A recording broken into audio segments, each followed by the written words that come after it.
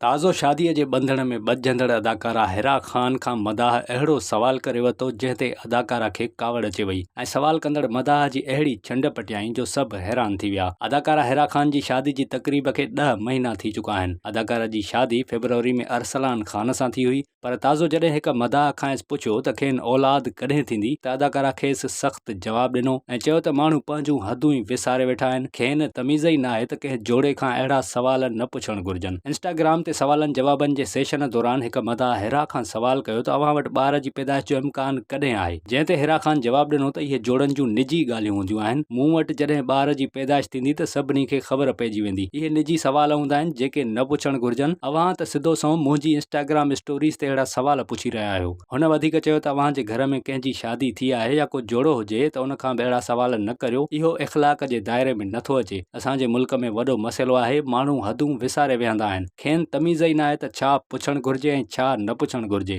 मेरा बेबी जब भी होगा तब पता चल ही जाएगा। ऐसे सवाल बड़े पर्सनल सवाल होते हैं, लोगों से पूछने नहीं चाहिए।